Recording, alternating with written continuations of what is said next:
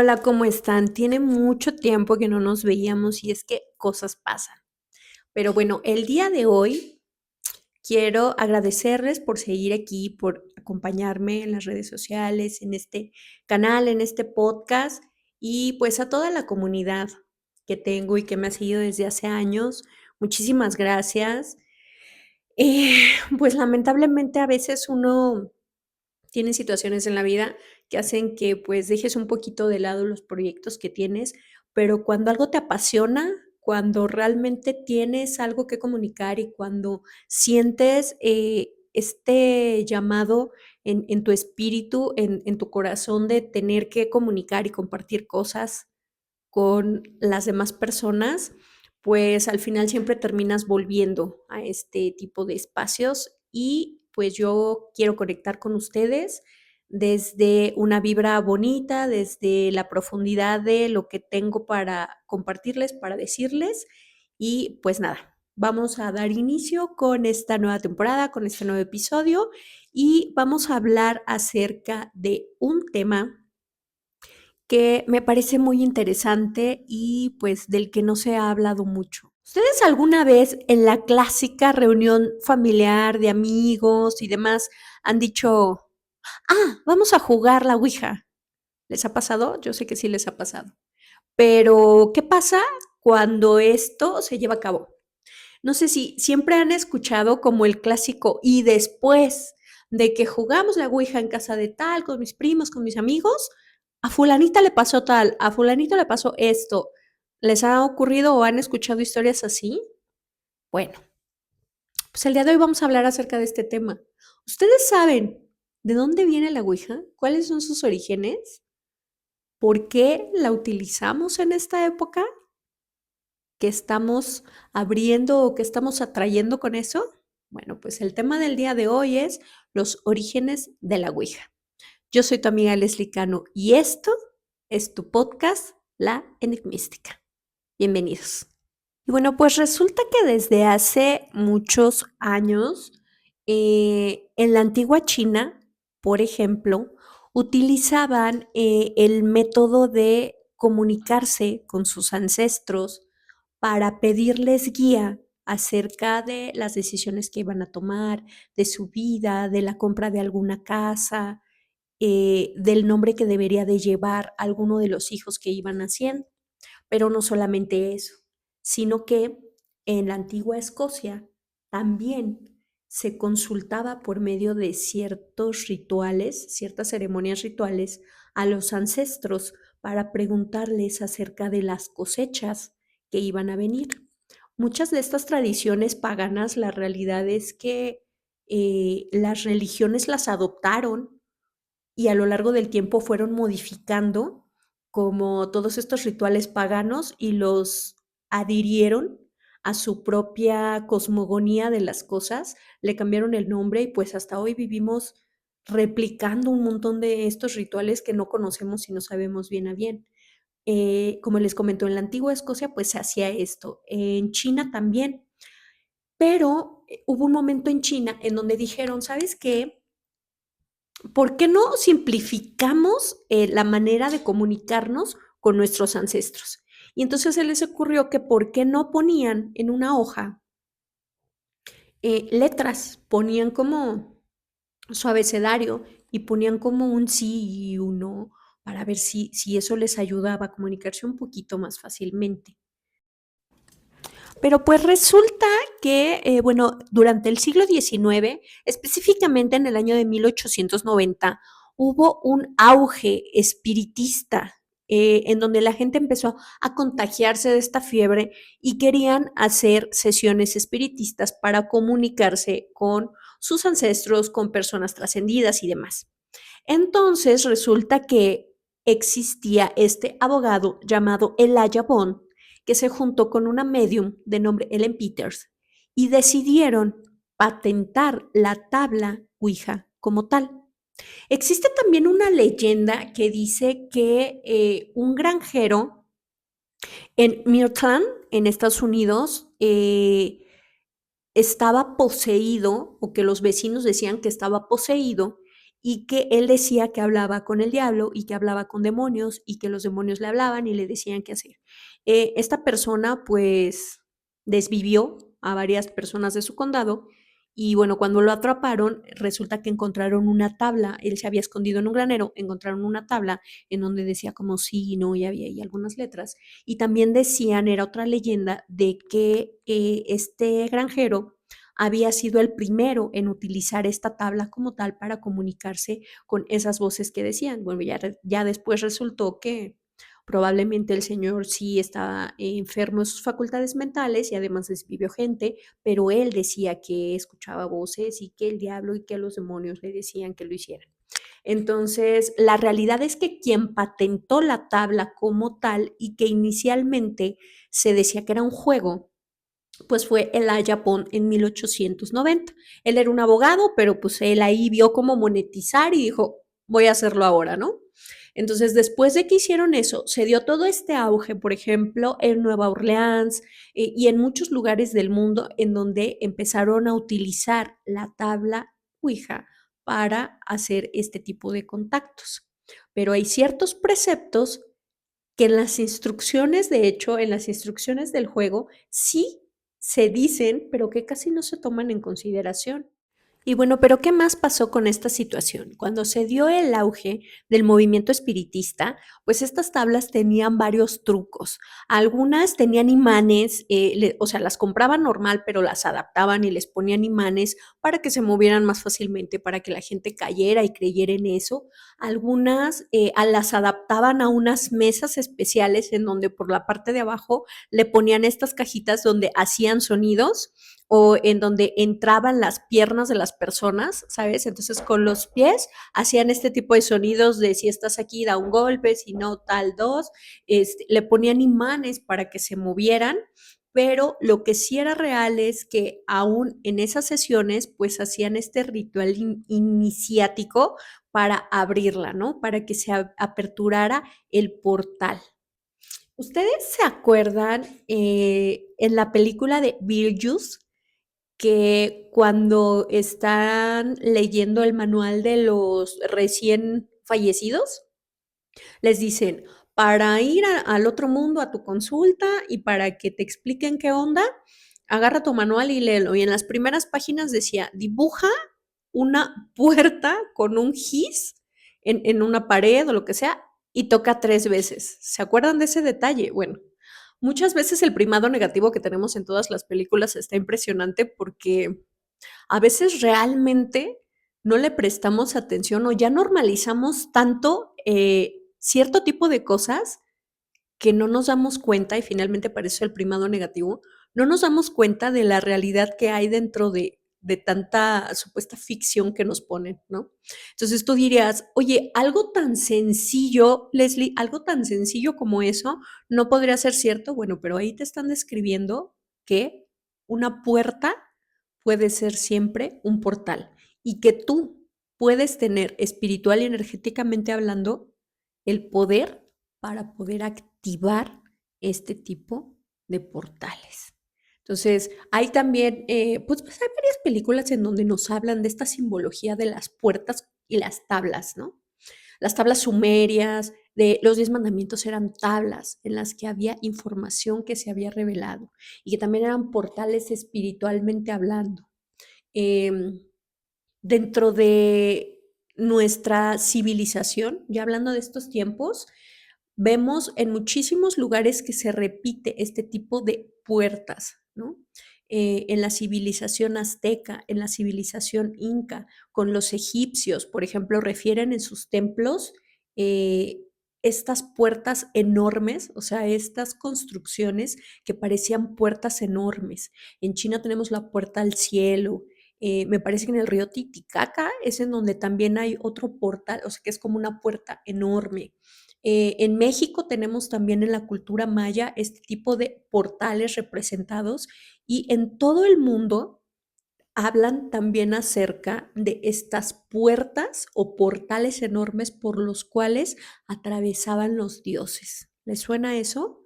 En la cosmogonía de muchas culturas se describe cómo llegaban los dioses del cielo, cómo atravesaban por puertas grandes, porque ellos eran grandes. A la vista de la humanidad, de nosotros, esos dioses que te describen siempre atravesaban puertas y venían desde portales o caían del cielo o venían de las aguas, esos dioses que eran más grandes que los humanos, más grandes que la humanidad. Yo tengo este postulado en el que inclusive muchas veces le hemos dicho demonios a energías que no identificamos, porque el ser humano siempre le pone nombres a lo que no conoce y no siempre estamos en lo cierto. A ver, otra vez, si hablamos desde los egipcios que utilizaban las tablas, ¿se acuerdan de la tabla esmeralda? ¿Se acuerdan de las tablas de los mandamientos? Ya se decía desde las civilizaciones antiguas que se utilizaban tablas para establecer contacto con nuestras deidades, con nuestros ancestros y demás. Entonces, dentro de las instrucciones que se ha dado a lo largo de la historia, al utilizar tablas como medio de comunicación, se especificaba que dichas tablas, cuando eran de madera, lo que en realidad eran o para lo que en realidad servía era para abrir puertas. ¿Qué es la tabla Ouija? Normalmente tendría que ser una tabla de madera en donde este alfabeto, este sí y no, tiene que tener una preparación.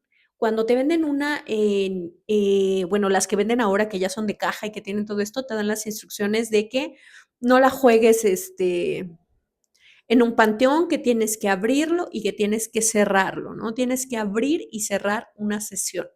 Porque la mayoría de las veces que se utiliza como un juego, llegan a suceder cosas.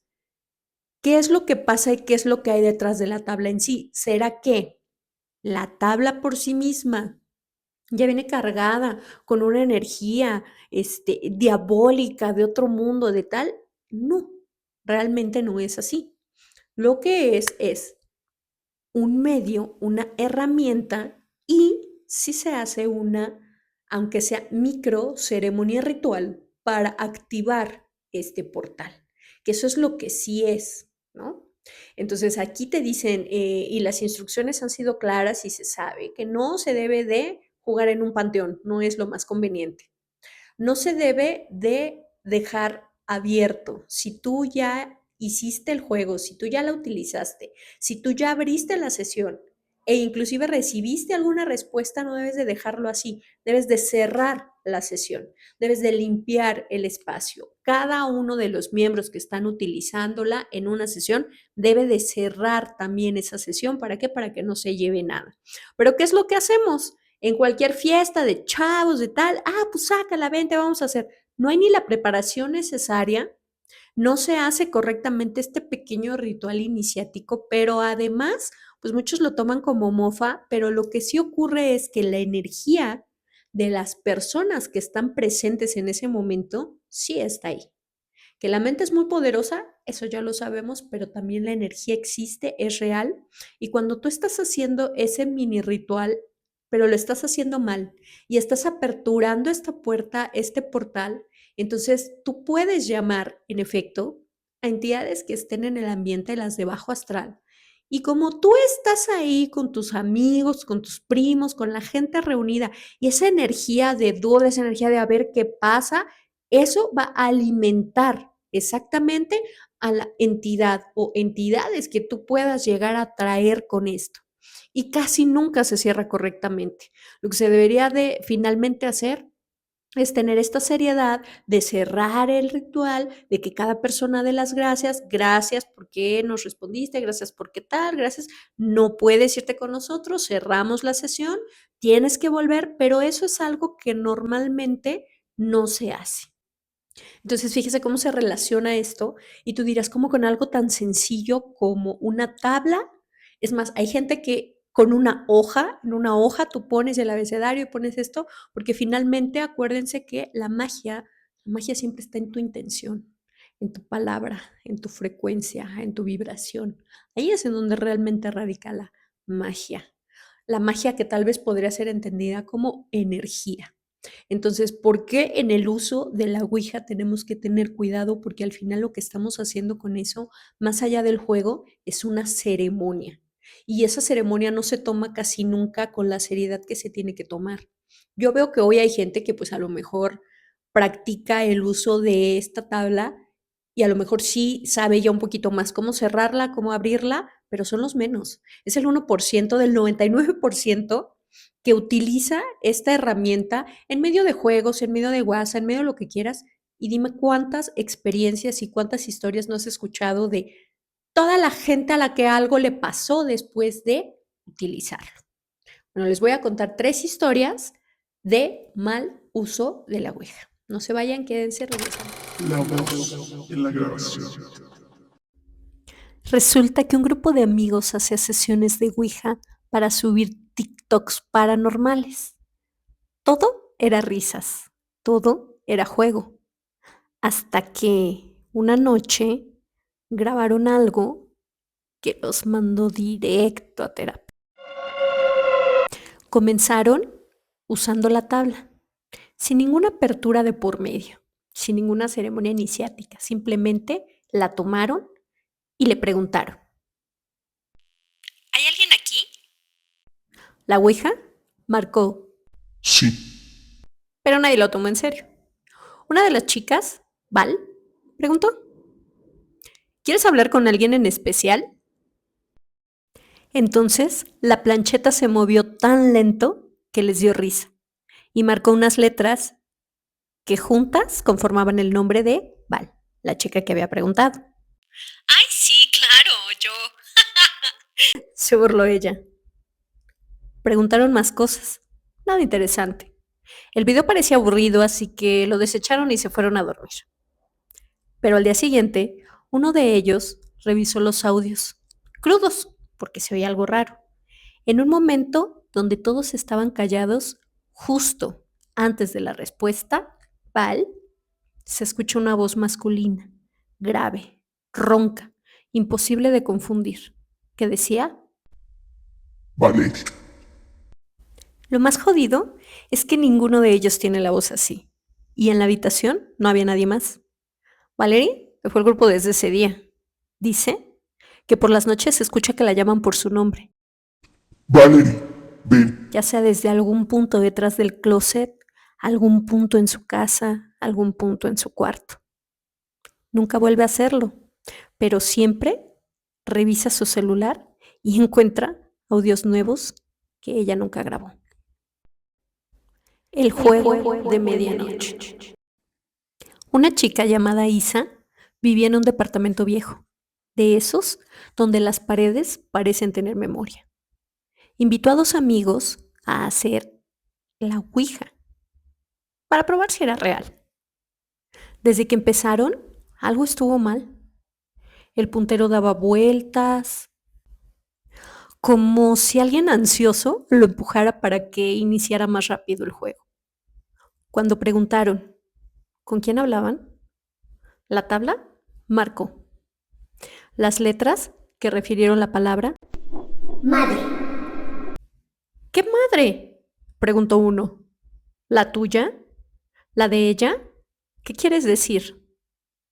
El puntero se movió y marcó unas letras que decían la de todos.